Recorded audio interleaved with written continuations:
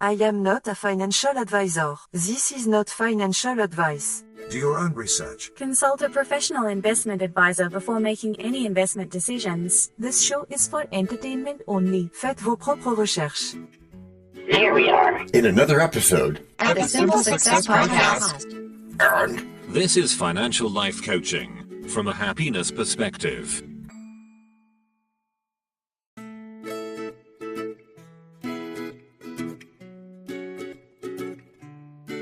Previously on Simple Success.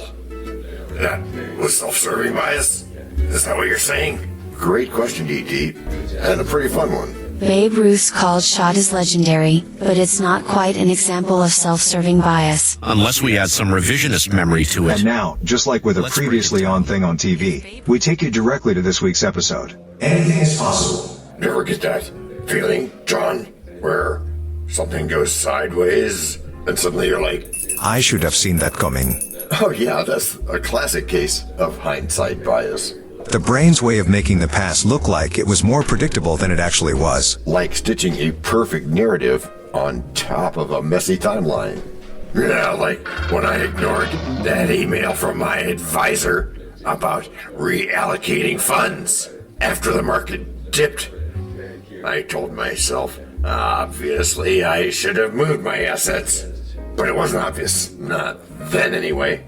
And that's exactly what most investors think like and act like. That's right, Olivia. Because that's where self-doubt can creep in and block actual learning. It's not that we're clueless. No, it's not. It's that the brain rewrites the outcome after it knows the result. That's right, and there's a big difference there. Sounds to me like the very opposite of Calm investing. like it makes you emotionally reactive instead of strategically reflective. Ooh, nice language nerdiness there, my qualified kumquat of randomness. And that's why it's so dangerous. It feels like wisdom, but it's really just ego dressed as logic. We feel smarter, but we don't actually get smarter. And then the spiral begins. You convince yourself that you knew something, so you don't examine the decision-making process. You skip the entire Feedback loop. which means next time you make the same emotional decision. Wow, we really are hardwired to protect our egos, even at the cost of learning from mistakes.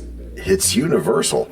Even in marketing, you launch a campaign, and if it doesn't convert, you tell yourself you should have known that copy wouldn't work. But did you test it? Did you check the data? Sounds like you're describing my last attempt at... Email list monetization. And you're not alone. That's why barrier-free information and accessible research matter, so we can question our assumptions and grow. And not just in finance, I mean relationships, jobs, diet plans. How many of us say I knew it wouldn't work after the fact? Right? Whatever's the thing. And sometimes we borrow confidence from our past illusions instead of Building it through psychological tools like reflection, journaling, or coaching. You know what this reminds me of? Is that French phrase? L'esprit de l'escalier. The spirit of the stair. When the perfect thing to say comes after the moment's gone. Indeed, and the danger is when we mistake Belated brilliance for original clarity. it can turn insight into ego. All the more reason to have Financial life coaching from a happiness perspective. All right, John, I want to understand how this plays out in real life. Yeah, John. How do we stop editing our memory and start trusting our decision making? That's the beauty of our Act 2 coming up shortly. We're going to look at some real examples in business and relationships. Even some surprising SEO strategies. Where hindsight bias either clouded clarity Or was challenged with intention. Okay, lead on. Just maybe not down the stairs yet. No problem, DT. We'll just replay the past and think that we're set. Declaring truths we never met. Our minds rewrite each failed vignette. Convincing us we could have been debt-free yet. But growth arrives when blame is none. We learn and rise with Break number 1. I'm not trying to make doubting Thomases out of y'all. Yet you cannot tell a lie. Hey, George Washington is nigh? Obviously not. Nor is it time for the rhyme. But it is time for something. It is? Yes, it is. It's time to learn. Learn about what? Why, DT, it's time to learn about a sponsor. You know, what they make, what they do. Before we even get to act number 2? Well, yes, indeed, my friend. As our editor knows. This is the place where your message goes. We can plug it right in to the story we tell, so that no one fast forwards. Except from your well. We can build it ourselves. With approval from you. Taking action will do it. Not bragging, it's true. Starting something instead. And taking action, as you just said. Based on your beliefs. Yeah, but still not just knowing, but also doing. And as I've been saying about goals. No, sorry. Getting what you want without limiting the rights of others. That's correct, Matthew. Or yucking their yum, as is said. But still, it has to be... based on your beliefs. Which, of course, include what we covered in Act 1 today. Uh-oh. Thinking is usually good. So what we covered is a good thing for you, I hope. I hope so, too. But there's this noise. Like a rattling around in my head. I keep replaying. That's your head? I keep replaying past choices. Tossing out lines like, I should have known better about that investment. But deep down, I realize that I'm knee-deep in self-doubt. I'm convinced I could have outsmarted the market. Nailed that stock pick. Or sign that employment contract differently. Yet here's the rub. I rarely pause to examine what really happened. My process, my research, my access to resources. Instead, I let that nagging feeling shape my future decisions. And that is exactly the moment that hindsight bias takes hold of your mind. You see, when we tell ourselves, I should have done X. we're not acknowledging the uncertainty. The incomplete data. And even the adrenaline rush that might have clouded our judgment in the first place. Because in reality, you just don't have perfect foresight. That replay in your mind is just your brain's way of protecting your ego by pretending you saw it all along.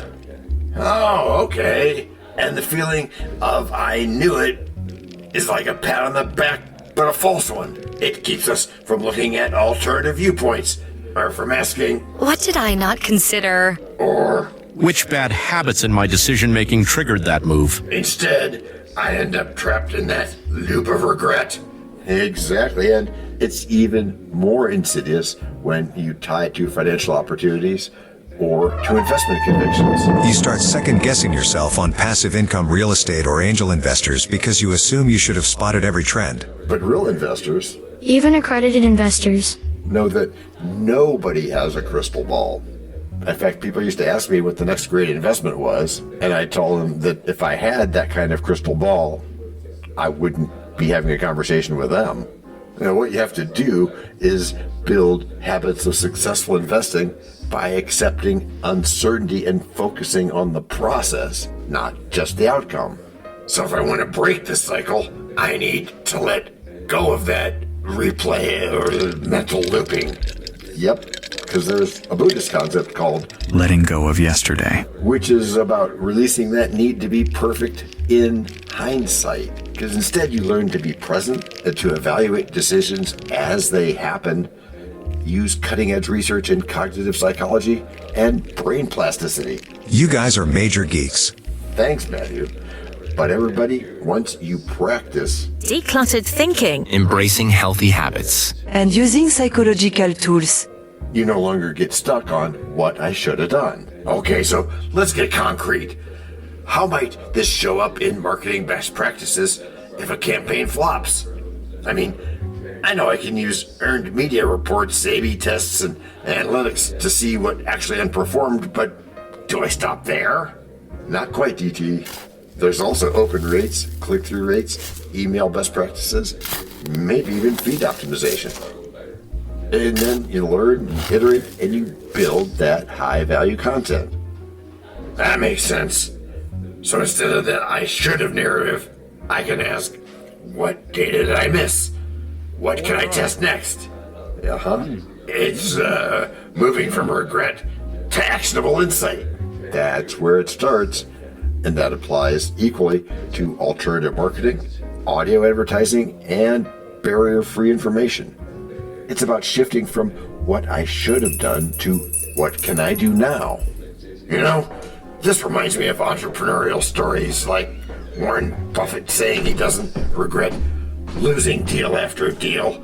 He just moves on. It's not that he never made mistakes. He just never let hindsight bog him down. That's right, or take Harvard Business School research. They show that accredited investors who review alternative viewpoints and then commit to a diversified strategy outperform those who base decisions on gut feelings alone. They're effectively letting go of yesterday and focusing on data-driven success in investing. Got it. So, whether I'm learning chess techniques or building a business structuring plan, I need to avoid the trap of I should have known and lean into iteration. Yep, that will work. And let's dive into relationships. Ever end a personal relationship and think, I should have seen the red flags. Only to realize you were blinded by adrenaline, chemistry, or even narcissistic personality traits you refused to see? Oh man, that hits home. So hindsight bias made me feel like a fool instead of reflecting on my intimacy topics and communication.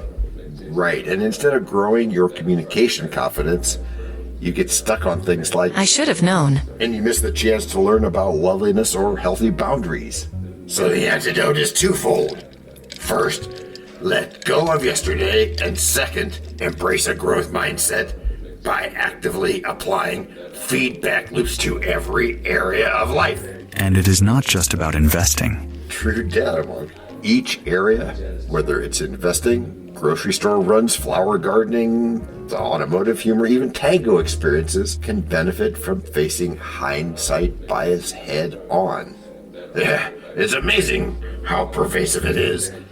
From dating advice to job advice to passive income and real estate, we all slip. But here's the real win. When you identify a hint of hindsight bias, you pause and practice post-traumatic growth. You ask, what did I really know then? Where did I rely on gut instinct? You replace regret with learning, which leads to Act 3. Well, yeah, almost, but that's not what I was thinking. I was thinking more about financial life coaching from a happiness perspective. So lead on, John. No more stairs to linger on.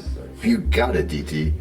We script the tale like it was dawn and forget the fog we once stood upon. Heck yeah, we revise the facts by early dawn and pretend we knew what path we'd gone. But truth and growth are made anew. Not in the past, but in Break number 2.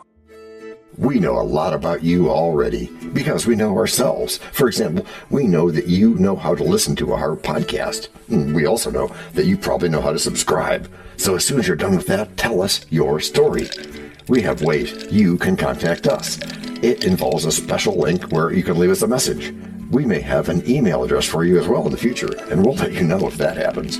The reason for subscribing? I thought you'd never ask. When you subscribe, you automatically download all future episodes of that podcast. It just happens in your player without you having to go search again. How cool is that? This means better rankings for the podcast, more attention from advertisers, and more money. And this means more and better stuff for you. So your motivation is simple and easy. Subscribe today, whatever app and from whatever place you like. And don't just try to subscribe. There is no try. There is only do. We're changing the way we look at things, and remember, that's good. Eso es buenísimo.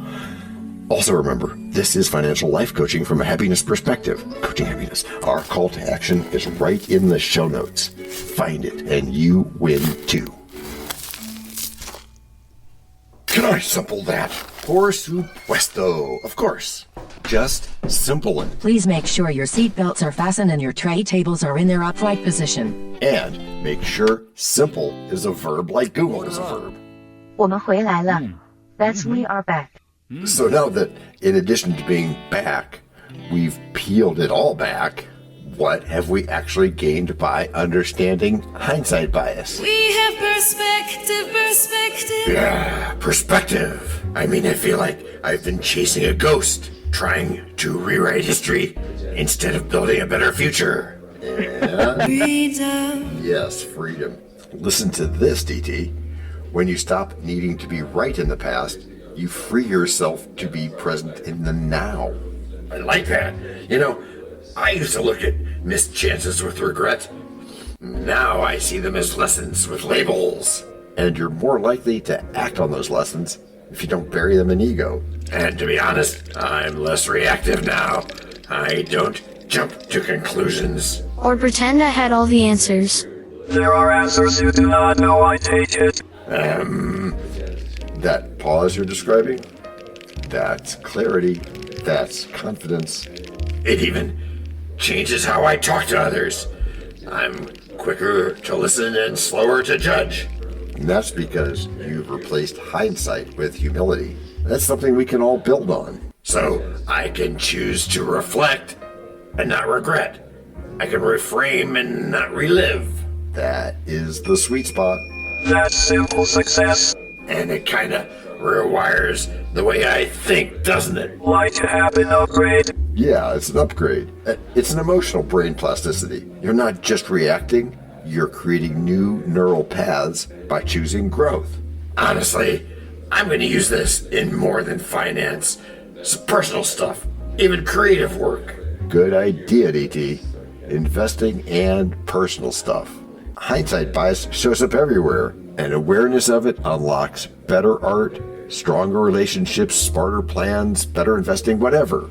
And not just that, but peace of mind, which is the real win, isn't it? It is. Because the calm you feel, that's your future self finally getting some space to move around. Yes, and I'm allowing financial life coaching from a happiness perspective. Not by rewriting your past, but by showing up for your present. Not by blaming yesterday, but by learning from it with grace. And not by knowing everything, but by being open enough to grow. Which is how you've all gotten good. Gracias por escuchar. Salut. À la prochaine. No robots were harmed in the making of this podcast. No dogs were shot either. This podcast and our other podcast are productions of Little Red Hen Industries. Part of the Sonic Boom Network, where we do the hard work for you.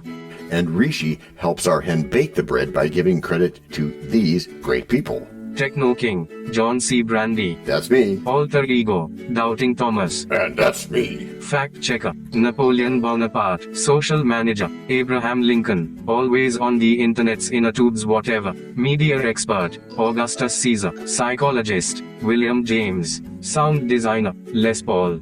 Thank you for inventing multitrack. Language Consultant, Leah, the French do-your-own research lady. Guff, guff, guff. Videographer, Ertaman Koshki. Lights, camera, action. Inspiration, many podcasts and other sources and of course Napoleon Hill. Additional inspiration and thanks go to Steve Jobs, Joseph Allen, Charles Darwin, Leonardo da Vinci, Henry David Thoreau, Abigail Adams, Jonathan Livingstone Seagull and the Stick Figure. Quick disclaimer here. Many sentences contained in our podcasts are of a very dangerous length and were performed by highly trained vocal practitioners. On no account should inexperienced life forms attempt to imitate them without proper medical, jaw, and lung supervision. And before we forget, you can also subscribe to both podcasts, join the community, and benefit from many of our techniques, including financial advice, patience, practice, and even podcast production for your ideas. Of course, you'll have to head to the show notes, either on your phone or on the web, to get the links and stuff. And all those clickable links are in the show notes. Hey, Emma, do you, Samantha, and Daniel want to tell us a bit more about this stuff? Sure, the artificial intelligence or AI voices that you hear in our work are offered up by Google, Amazon Polly and OpenAI. They don't sponsor us yet, but we love what they do and we just love what AI can do when lovingly crafted. Finally, you can find us through our network. We happily consider guests and consider guesting on other people's shows. That sounds like a really old school computer voice. I'll call it Zarvox. It's definitely not Samantha, or any other modern AI. Yeah, I'm not feeling well today. Our music comes from Cute by Ben Sound and from Piano Background by Nick Simonados. Thanks also to AI MuseNet, Suno.ai, Udio.com, Phrase.io, ElevenLabs, and Ace Studios. The sound effect credits go to Jackson Academy Ashmore, Canoe CG, Dr. Jekyll, Joe Payne, Everything South, MK Play More Stories, ERH, Sand Emotions, Big Pickle 51, and Just Kidding. Yes, that's his or her name. All on freesound.org. Also, languages are the bomb. Paul.